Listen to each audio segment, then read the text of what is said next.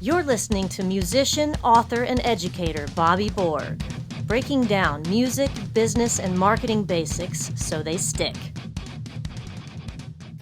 Hey everybody, my name is Bobby Borg and welcome to USC's DIY podcast studio. And the topic for my discussion today is Artist Uniqueness, Part 1. And I'm going to examine a number of different unique artists throughout the years. For those of you guys that do not know me, I'm a former major label, independent, and DIY recording and touring artist, the author of a number of music, business, and marketing books, and an adjunct professor and consultant too. So hey you guys, a number of marketing professionals like Philip Kotler, Seth Goodwin, Michael Porter, they all say that finding your uniqueness is probably one of the most important things you can do to obtain success. But for most artists, the idea of doing this is an extremely daunting task. So what I'm going to do is provide you with a number of examples throughout history that hopefully will provide you with some inspiration. So let's get started. Number 1, Mariah Carey. So Mariah Carey is not just your typical pop artist. She is a pop artist with a 5-octave vocal range. And when she first hit the scene, that's all I heard in interviews, in the songs, and in the videos. So you would hear Mariah Carey singing in her normal voice, and then they would feature that that high voice, which obviously I cannot do, which immediately set her apart. So she took a strength and exploited it to create her uniqueness. And let's face it, if I were to say, hey, you know that one pop artist? You'd say, which one? And I'd say, that pop artist that looks good and dances and writes good songs. And you'd say, which one? And I would say, that pop artist with a 5-octave vocal range. And you would say, Mariah Carey. So again, she found her strength and exploited it. Let's move on to number 2, The Police. So The Police is not just your typical pop rock band. They are a pop rock band that fused reggae rhythms. And there's quite an interesting story behind this. Ian Copeland, the brother of Stuart Copeland, which is no longer with us, told me that the band was playing in England and was doing well, but they weren't necessarily extremely unique. There were other people that were kind of doing something similar.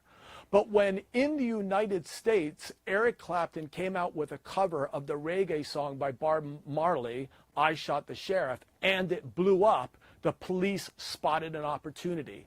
So they did everything they could to come to the United States and tour in the bare bones van tour. They got as many labels to come out and see them, and the rest is history.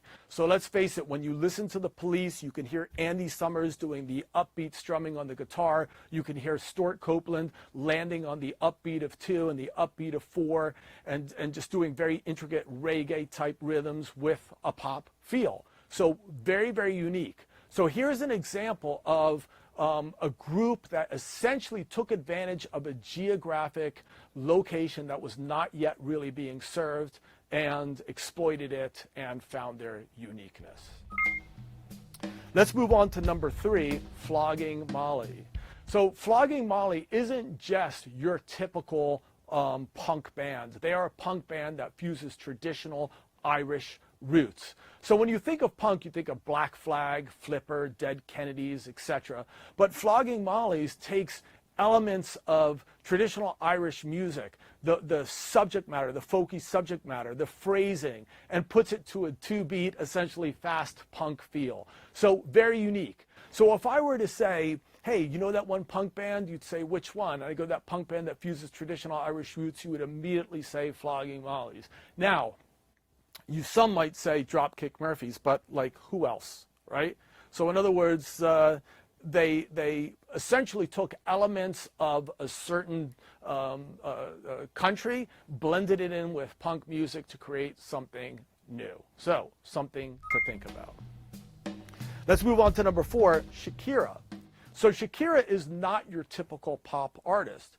Shakira is a pop artist that fuses Spanish influences and Arabian influences to create a very unique sound. So the Spanish influences may be in her subject matter and her lyric and language, and the Arabian sort of influences in the way she appears on stage, the short dresses, the belly dancing, the bare feet on stage, etc. So essentially what she did is she borrowed from her parents' countries and essentially fused those together to create a very unique style and sound. So if I were to say, hey, you know that one pop artist? You'd say, who? And I'd say that one artist that fuses, Spanish and Arabian influences and does the belly dancing on stage, and you'd probably say Shakira. So something to think about. Let's move on to number 5, Young M.A. So Young M.A. is not your typical rapper. Young M.A. is an open, lesbian, gay, rapper that essentially competes in sort of a gangster, male-dominated field. So what's interesting about this artist is that when you listen to most gangster rap, right, you'll hear them talking about sort of misogynistic things, exploiting women in videos, etc. And I am not advocating for this whatsoever. But when you hear Young M.A. and you listen to her first, especially songs like Her Story, it sounds like a male, and of course the subject matter sounds male, and then you realize it's actually a female and an openly lesbian female. So makes it really quite interesting. And at a time when people are trying to be more sort of open and understanding of gay and lesbian rights, this artist is just, saying, hey, this is who I am, and she just does her thing, and she stands out and is unique. So again, something to think about. Moving on to number 6 is Aurora. So Aurora is not just your typical pop artist. Aurora is a pop artist that blends her Scandinavian roots. So quite interesting. You can hear this in the way she phrases her music. You can hear this in some of the instrumentation. Listen to songs like Winterbird and you'll know exactly who I'm talking about. So this artist is a beautiful artist. She sings extremely well. But if I were to say, hey, you know that one pop artist that sings well, looks good, you'll say, who? And I'll say that one that blends pop music and her Scandinavian roots, and you might guess Aurora. So something to think about and something that is unique. And then finally, as a 7th example, I wanted to talk about Mona Haydar. So Mona Haydar is not your typical rap artist. Mona Haydar is, and I'm going to read this, essentially a Syrian-American rapper with traditional Muslim themes. And I first discovered this artist when I was listening to an NPR, National Public Radio station in Los Angeles, and they were doing an interview with her. And what she was talking about was the fact that she is American and she loves America, and she's also Syrian and she loves her country as well.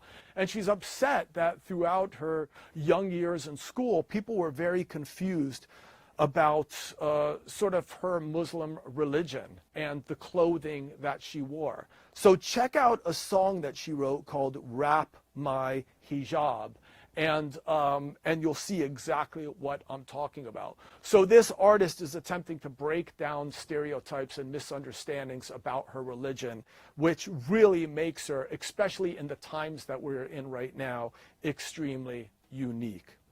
So you guys, what I did is I provided a couple of different examples of artists that in very small ways found their uniqueness, whether or not that would be exploiting a strength, whether or not that would be exploiting a certain geographic region that was not being served, whether or not that was taking influences from their country and fusing it into their sound to create something unique.